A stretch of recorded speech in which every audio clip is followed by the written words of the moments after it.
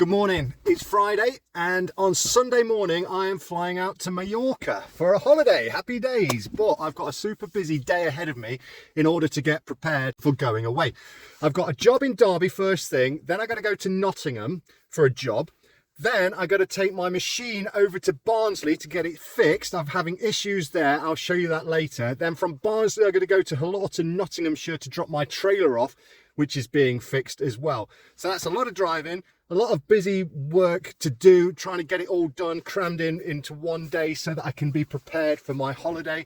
The Hilux is having issues as well. I'll talk to you about that later. And to cap it all off, the fun fair is in town and my daughter is badgering me to take her. She wants to go on the waltzers. So I'm hoping I can get all this done so that when I get back off holiday, all my equipment is maintained, fixed, ready to rock and roll for hitting the ground running when I get back. So without further ado, I'm going to crack on. I need to get to Derby. It's 8 o'clock now. I'm meeting some roofers at 9 o'clock. It's going to take me 50 minutes to get there. So I'm going to crack on. I don't want to be late. I'll see you on site. Oh yeah, this is the problem with the Hilux. The keys are running out of batteries. So usually you get into the Hilux, you put your foot on the brake, press the button and it'll work, but it doesn't work. The keys won't open the doors, so I'm having to do it manually, and I'm having to press the key. Look, you have to press the key.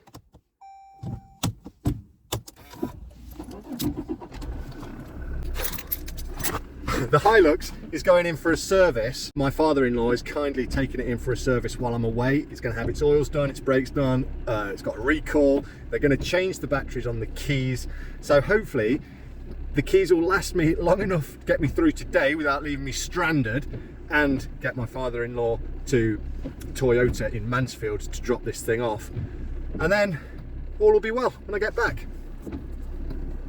I'll see you in Derby. Right, I'm here and that was a bit of a bugger to find, but thankfully parking is good around here and access into the work site itself is good. So let's get the machine off, let's get up there and get this job done, because as you know, we've got a lot to do today.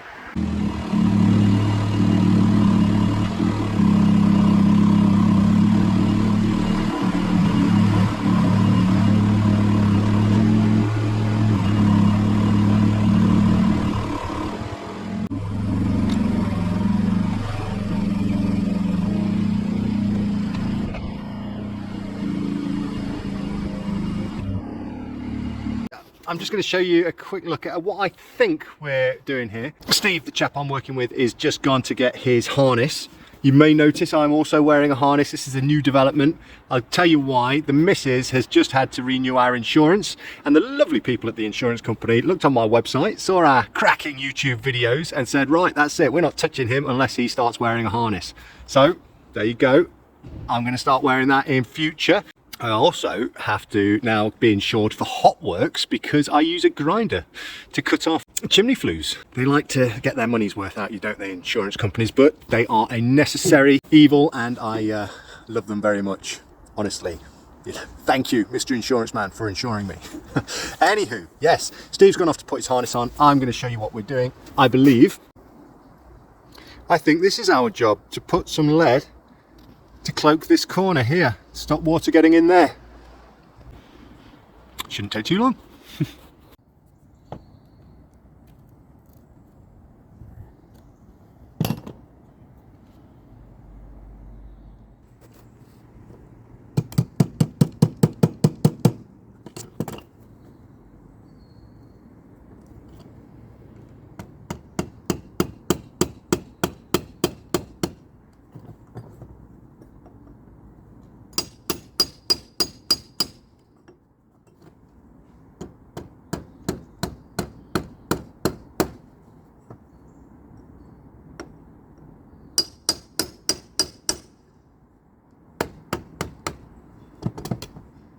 Yeah.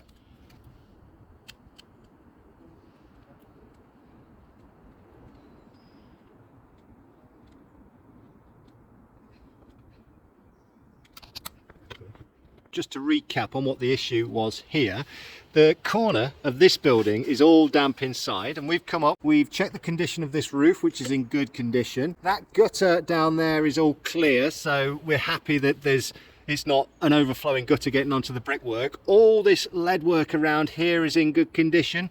So the only issue we could see really was the hole right in the corner.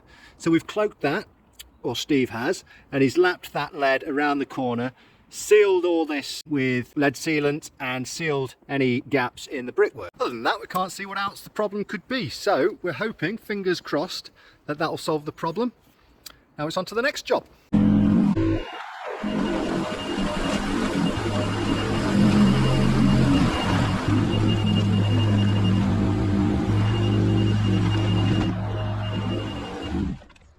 This is one of the problems I want the cherry picker to go in for.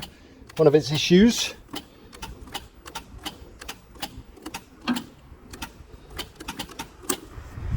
It's a bit frustrating. This machine is just getting to an age now where it's one thing after another.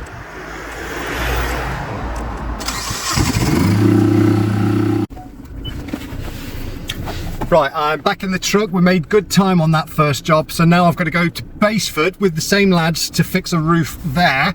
Might be a little bit more involved, but again, I'm hoping it's not going to take too long. I'm going to stop for fuel on the way, but let's crack on because I need to get to Barnsley and then get my trailer sorted as well. So let's go. Right, the next job is in that valley.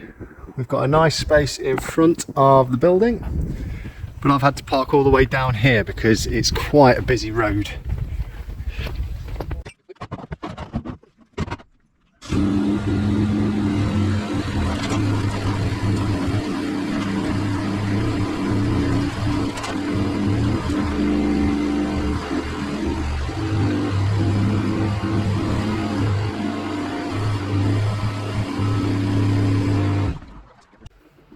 So we've just boomed up and we've got a leak in the flat below us. But looking at this roof, there's a whole host of things that you can see that aren't too clever. First of all, the most obvious one is blocked outlet, so we can clear that. These tiles here are in a strange pattern. I don't think we're going to do anything about it, but it's worth pointing out. You don't see that every day, and I don't know why they're like that. Look over here, we've got broken tiles all over the place. Someone's come up with some bitumen type paint or black aquapol and splattered it about the place a little bit, which is nice. And if we look in the valley as well, we've got a decent sized crack in the valley, but I think by the looks of it, that's not straight onto the lead. I think someone's aquapoled this valley in the past and there's a big crack there. So plenty to look at, plenty to go at, and we'll keep you updated. Oh yeah, we'll get straight behind there from the brickwork. Yeah. Straight behind there. Do you know what, every now and again as a roofer you come across, or you have to go and work in not the most desirable areas, and there's always, or quite often, that little fruity smell in the air. It smells a bit dubious. Dubious, it does. This is definitely one of those roofs, so we're not going to breathe in too much, otherwise we'll be floating back down to the ground. We won't need that cherry picker.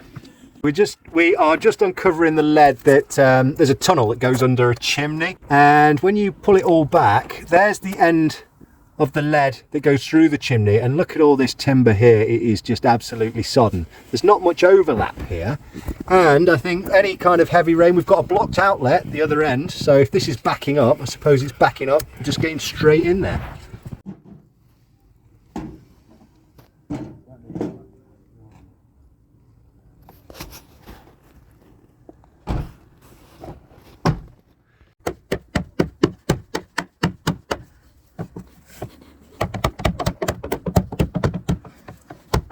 I'll give you a quick explanation as to what's going off here. So what we've had to do is, with the blue roll, try and dry out the lead on the inside as much as we can. Well, not we, Steve has. And then he's lapped up a new piece of lead underneath this section here because there wasn't much overlap, and at every point sealed it down with CT1, which, as we all know, is proper magic stuff, just to try and seal it and just to try and form a bond between where the two pieces of lead meet, because when we found it there was practically no overlap at all and everything behind that lead was wet. Now obviously this is not ideal. We've got this big chimney in the way and we've got slates in the way, but we're hoping this will solve the problem.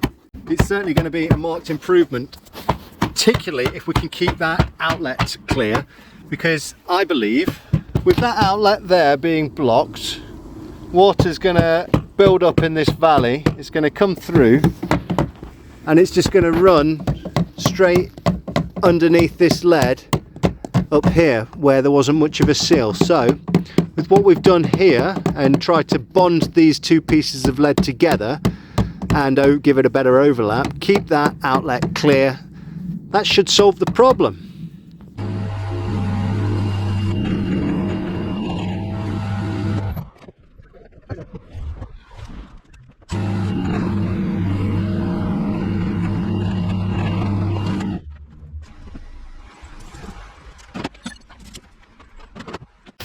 That's all my work done. I now need to go to Barnsley to Promax to drop my machine off to be repaired while I'm on holiday.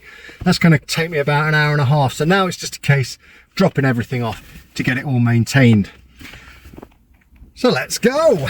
Okay, let's go to Barnsley. Thankfully, I've got my flask and my cup. And a good podcast as well. So it's all good. I am now at Promax. Let me show you what's wrong with this machine and why I'm leaving it here while I'm on holiday. In here we have this solenoid, and this moves around, which moves an arm. It revs up the engine whenever you perform a function. But as you can see, this bracket has snapped off. Now you think, okay, unscrew this and you put a new bracket on, but it's not as simple as that.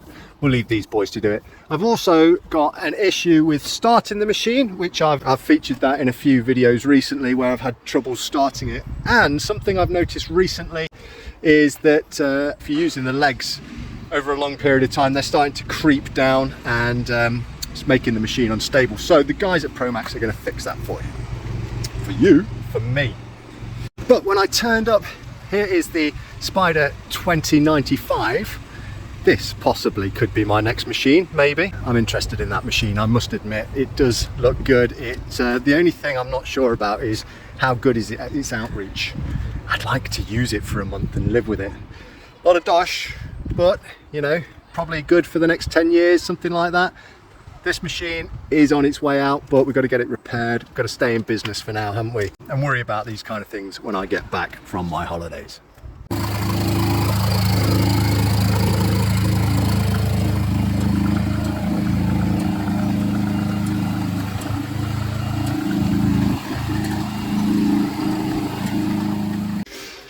Okay, what we got today?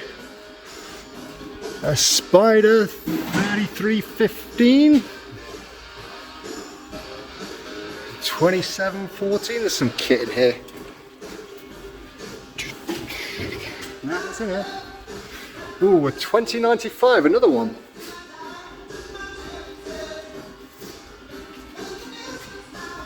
And this is an 1890 that they've got in. They're trying to sell it to me at the minute, I think. Cool. Look at that being worked on already. Tell you what, these boys at Promax, they don't mess around, and that's why I love them so much. I've often said, and I say it to them, that out of all the companies that I have to do business with, Promax of Barnsley are by far my favourite. They're just excellent. So thank you, Promax, if anyone from your company is watching.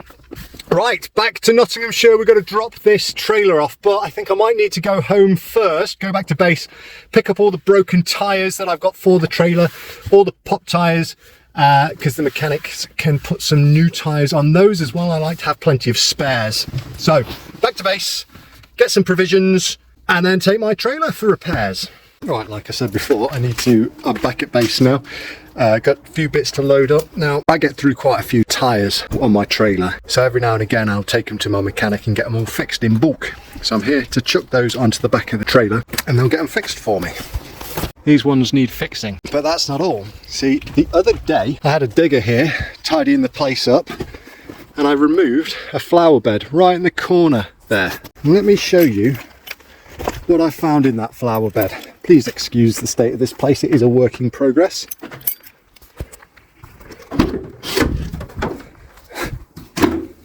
Now I believe that some Nimrod had built this flower bed just to get rid of a load of crap. Thankfully, my mechanics have agreed to take this from me. It's going to cost me £2.50 per tyre to get rid of, but the tip won't take them. Nightmare. So we'll load them onto the trailer as well.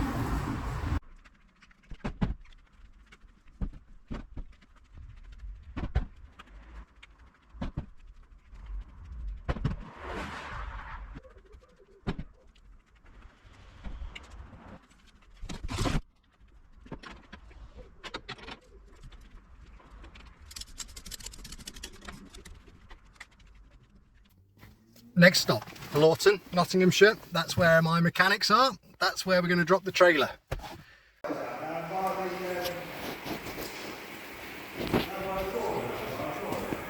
Where did they want to go? Near the toilet. There's a story behind that truck, and I'll tell you that in a minute.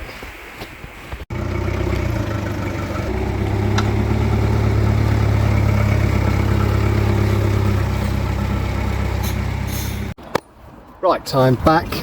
One last job is to just empty this truck, get it ready for my father-in-law to take for its service. It is an absolute mess. Let me show you. Look at that absolute state, an embarrassment. So I'm going to spend 20 minutes tidying this place up so that it's not so much of an embarrassment, even in the back there. And also, it'll be nice to get back into a tidy truck when I'm back off my holiday. But I promised you guys I'd tell you the story behind the Red Ranger at the garage there. So that is my old truck. Unfortunately, the engine blew up on it. So we had a reclaimed engine from a company. My mechanics fitted that engine for me. They're great mechanics. But sadly, after coming back from a trip to Lincoln with my daughter, after just getting it back, bloody oil light came on. I ended up having to get recovered. Nightmare. Yeah, so the engine goes back to the company, but by this time I've been without a truck for blooming weeks and weeks, and they need to do an investigation to see why this engine blew up, yada yada yada. I ended up buying the Hilux because I was losing too much money for not working. After about 3 months, the company who sent me the original engine admit fault and send a new one. It's probably 4 months later to get the truck back, the Red Ranger. But you know, I'm not that bothered because I've got the Hilux at this point, so I don't need it. And then a month or so after that, I sell the Red Ranger because I no longer need it. The day after I sold the Red Ranger, the guy rings me up. Oh, oil lights come on, the engine's smoking, this, that, the other. So it's like, great. So we have to recover the Red Ranger from this guy, I have to give him his money back. Engine's blown up again. Anyway, we're having problems with the company that sold us the engines. And in the end, my mechanics have just stripped the engine down and rebuilt it themselves. But that Red Ranger has been at my mechanics now for over a year. I think, yeah, it must be over a year it's been off the road. I've had this Hilux for about a year and a half. Anyway, now it's fixed. We need to get rid of it and pay the mechanic, because the poor mechanic hasn't been paid for any of it. God knows what the bill will be, but I'm hoping that the sale of the truck will sort it. So, anyone want to buy a truck? Oh, and incidentally, that's why I now drive a Hilux. As much as I love the Ranger, I think they're the sexiest vehicle on the road.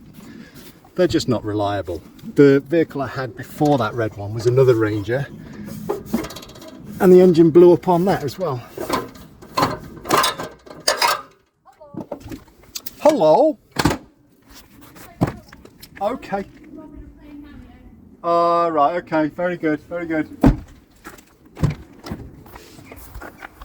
So, in a nutshell, the Ford Ranger, great for posing, you'll look very cool in it, but no good for work.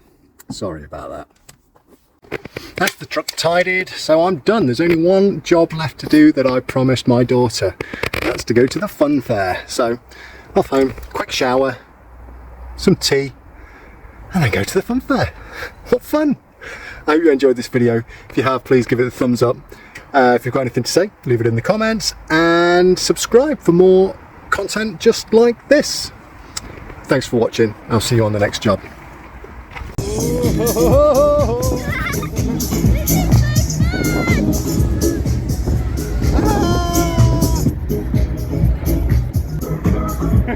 Time, somebody make some noise! Let's get it moving! Here we go!